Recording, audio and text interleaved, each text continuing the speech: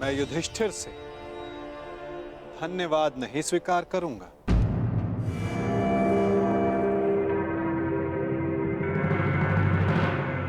क्यों वासुदेव? क्योंकि मुझे सम्राट युधिष्ठिर से धन्यवाद लेना है। समय आ गया है कि आप राजसूय यज्ञ संपन्न करके सम्राट की पदवी पाएं। धर्मराज, यज्ञ का संकल्प लो। आर्यव्रत के समस्त राजाओं को निमंत्रण दो। मैं चाहता हूं कि संपूर्ण आर्यव्रत आपका प्रभुत्व स्वीकार करे।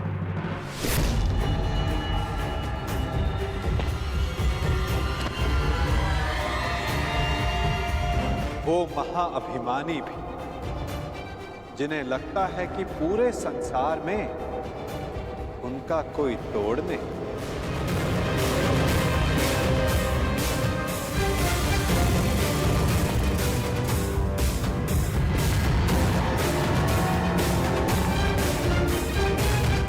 वो जो वरदान के दम में सबको श्रापित समझते हैं।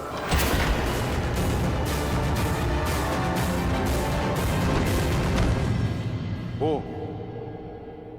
जिनका प्रारब्ध इस राजसूय यज्ञ से जुड़ा है। आइए आइए छेदी नरेश, स्वागत है आपका।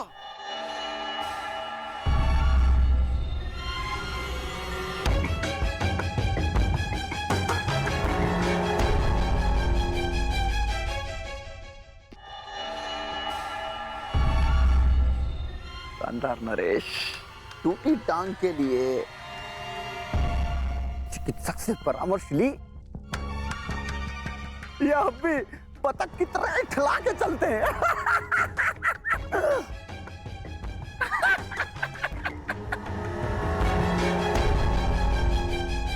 केश जितने श्वेत हो रहे हैं, दंत पंक्ति उतनी ही काली होती जा रही है। छेदी नरेश, कदाचित आप भूल रहे हैं कि आप किसका उपहास कर रहे हैं। क्षमा करना, महाबली सर्वशक्तिशाली दुर्योधन, हमें अभी अभी स्मरण हुआ। अभी अभी उपहास तो आपका करना चाहिए। क्या? सर्वप्रथम पांचाल नरेश ने आपका उपहास किया। पांचाली के स्वयंवर में उपहास हुआ आपका, और जब आप महाबली सर्वशक्तिशाली सम्राट दुर्योधन बनने वाले थे, उस समय युधिष्ठिर ने मुकुट छीन लिया।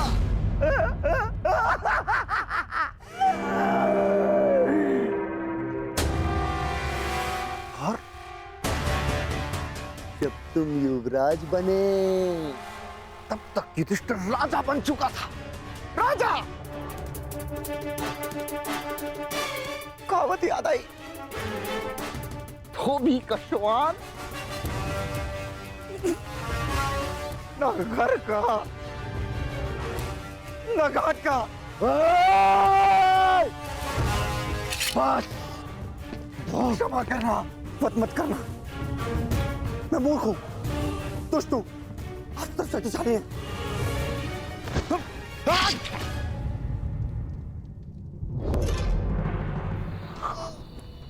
क्षमा करना।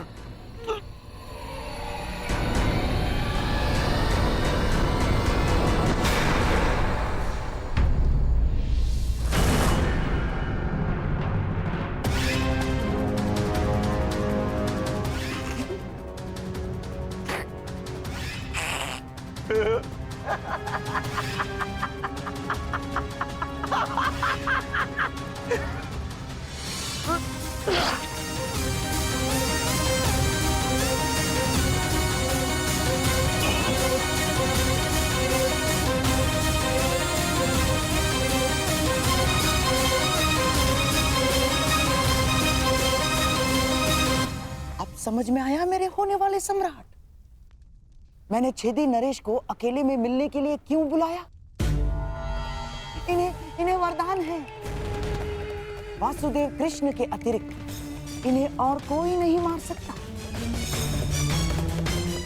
हाँ, और वासुदेव कृष्ण भी इनका वध तभी कर सकते हैं जब ये उनके समक्ष 100 अपराध पूर्ण ना कर लें।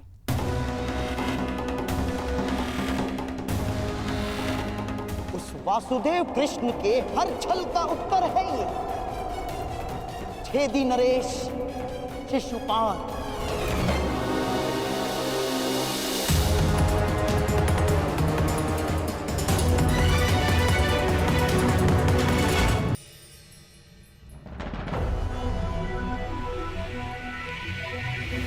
ये माया महल है वासुदेव।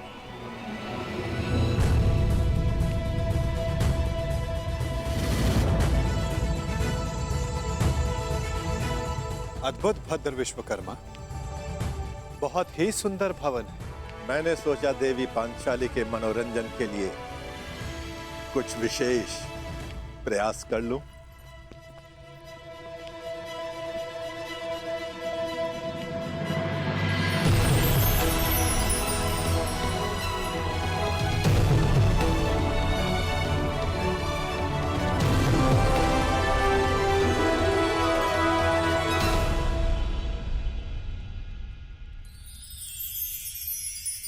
यहां जो जैसा दिखाई दे रहा है वो वैसा कदापि नहीं है।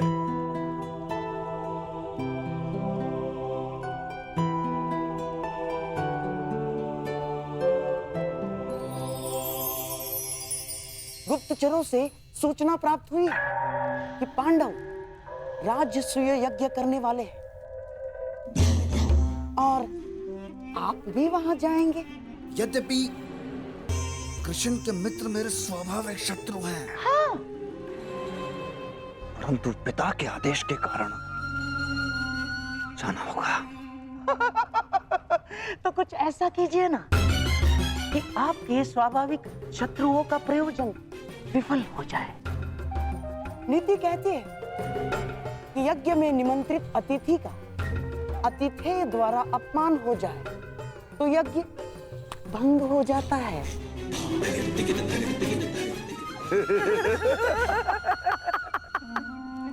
शिशुपाल, ये तो अत्यंत सरल कार्य है।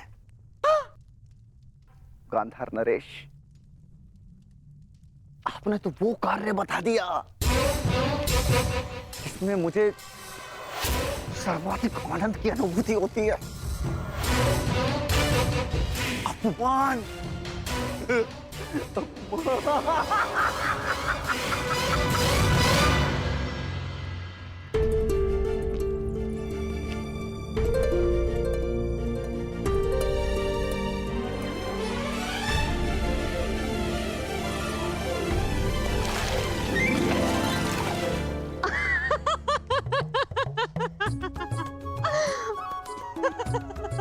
अद्भुत ना सका।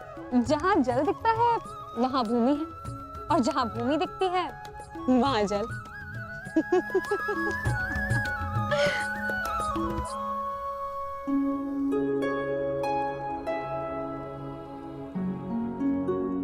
सखा, आप मेरे हाथ पर क्रोधित तो नहीं है ना? सखा हूं, क्रोधित कैसे हो सकता हूं?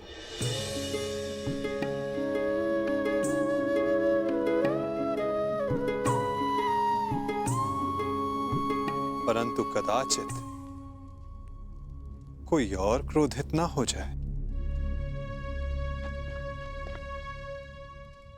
प्रणिपात माता, निमंत्रण भेजे जाने के लिए प्रस्तुत है।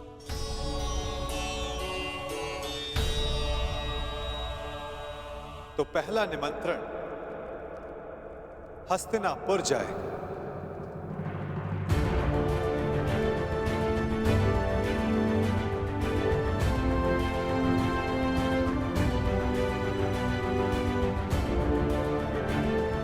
क्या हुआ पार्थ? कुछ व्यथित दिखाई देते हो। हाँ माता, शंका है कि क्या दुर्योधन यहाँ आना स्वीकार करेगा। उसे तो हमारी उन्नति तनिक भी नहीं सुहाती, और यदि वो यहाँ नहीं आया तो माता कुंती यहाँ अकेली कैसे आएंगी? प्रयास करना हमारा कर्म है पार्थ, और ये कर्म बिना परिणाम सोचे करना होगा। कदाचित फल हमारे हित में हो। मैं हस्तिनापुर निमंत्रण स्वयं लेकर जाऊंगा, क्योंकि केवल माता कुंती को नहीं, तुम्हारे कुछ और संबंधियों को भी यहां लेकर आना है।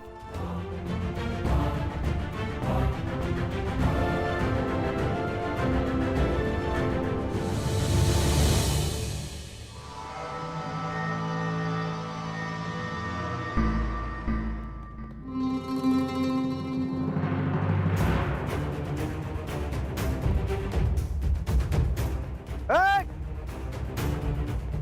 हे!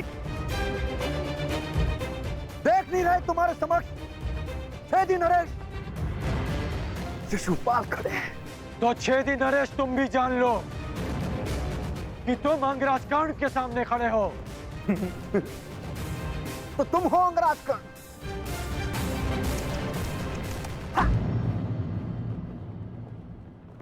दान में बंजर भूमि क्या मिल गई? स्वयं को राजा समझ बैठा। भूल गए कि सूत का काम रथ की बागडोर संभालना है, राज्य की नहीं।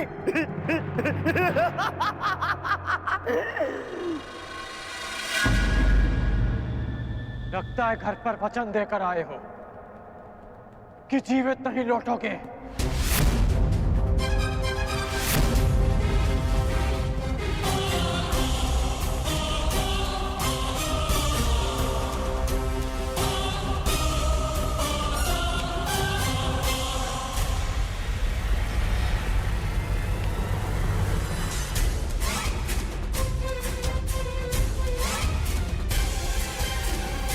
अरे मित्रकर्ण, ये शिशुपाल है, ये मेरे अतिथि हैं और मेरे मित्र भी, और इस नाते से आप दोनों भी मित्र ही हुए।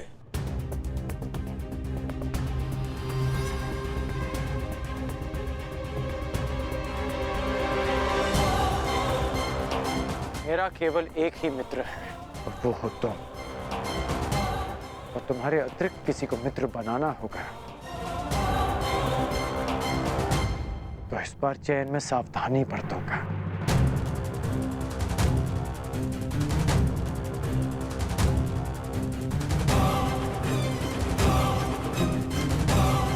अपने अतिथि को अतिथि की मर्यादा में रहने की चेतावनी अवश्य दे देना मित्र।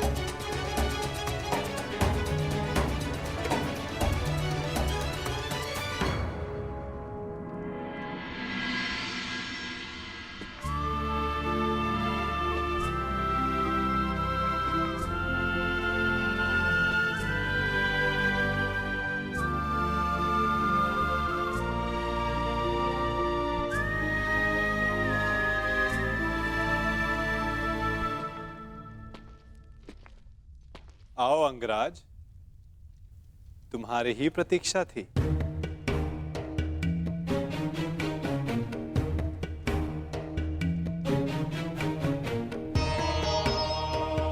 क्षमा कीजिए वासुदेव, मुझे ज्ञात नहीं था कि आप भी यहाँ हैं। कोई समस्या नहीं मित्र। बहुत कुछ है जो अब तक सबको ज्ञात नहीं, परंतु अब सबको ज्ञात होगा।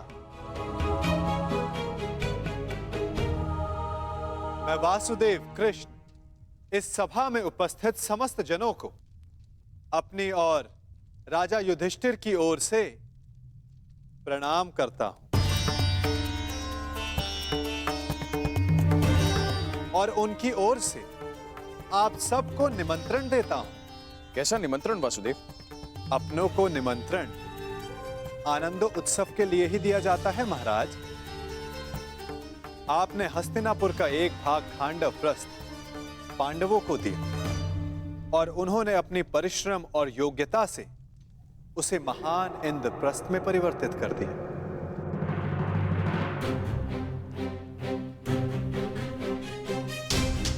और अब इंद्रप्रस्थ एक प्रसन्न और स्वतंत्र देश है और युधिष्ठिर भी उस पर न्याय और धर्म पूर्वक शासन चला रहे हैं।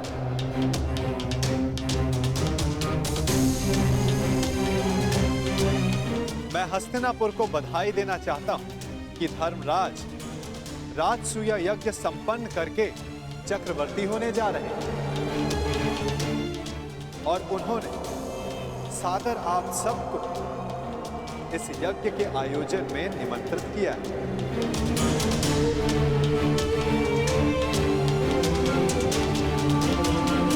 आपके प्रति उनके आदर का अनुमान इस बात से लगाया जा सकता है कि उन्होंने किसी दूत के स्थान पर स्वयं मुझसे आग्रह किया कि मैं आप सबको ये निमंत्रण दूं।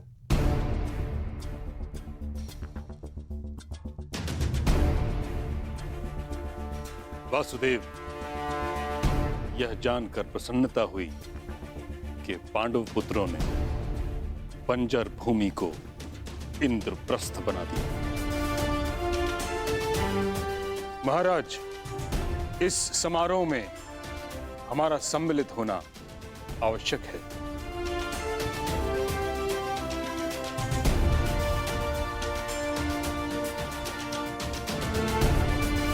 कुरुवंश की संतान चक्रवर्ती सम्राट बने, यह हमारे लिए गर्व की बात है।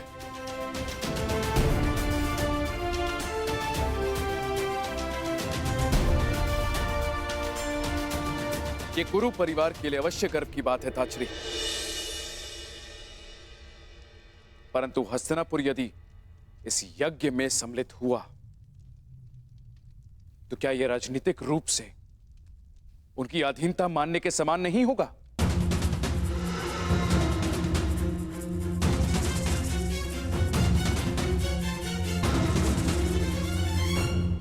मुझे आश्चर्य है महाराज, आपके मन में यह विचार आया कैसे?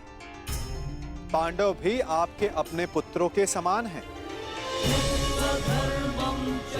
फिर हस्तिनापुर और इंद्रप्रस्थ एक दूसरे से भिन्न कैसे हुए? पांडव सदा आपका परिवार रहेंगे और आप सदा उनके ज्येष्ठ पिताश्री, जिनकी माता ने परिवार के मान के लिए इंद्रप्रस्थ में नहीं अपितु हस्तिनापुर में रहना श्रेयस्कर समझा, वो पांडव आपको अपने अधीन बनाने का विचार अपने मन में कैसे ला सकते हैं? फिर भी निर्णय आपका है। आप चाहे तो पांडवों को अपना मानकर उन्हें आशीर्वाद दे सकते हैं,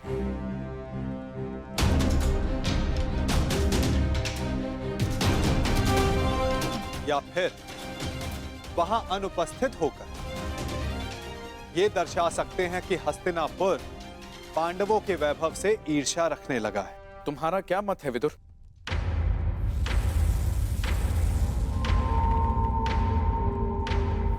मेरा मत है कि यज्ञ में जाना उचित होगा।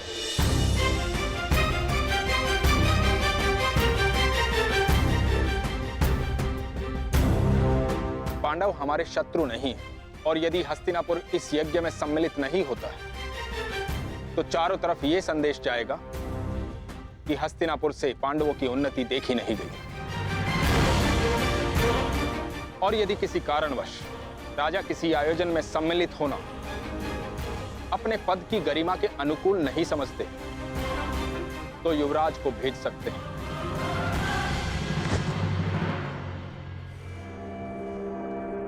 यदि ताचरी और विदुर का यही सुझाव है तो हस्तिनापुर उस समारोह में अवश्य सम्मिलित होगा।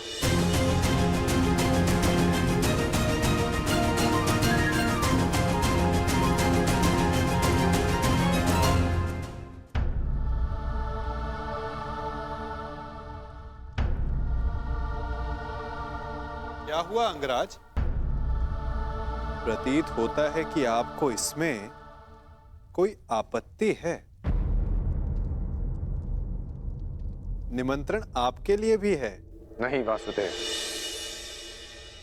मैं उस यज्ञ में भाग लेना उचित नहीं समझता।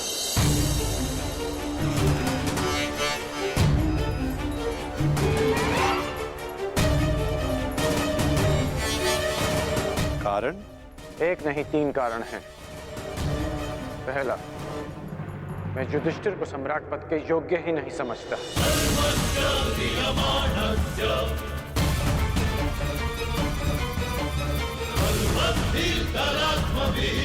दूसरा, मेरी दृष्टि में युधिष्ठिर युवराज दुर्योधन से उत्तम शासक नहीं है।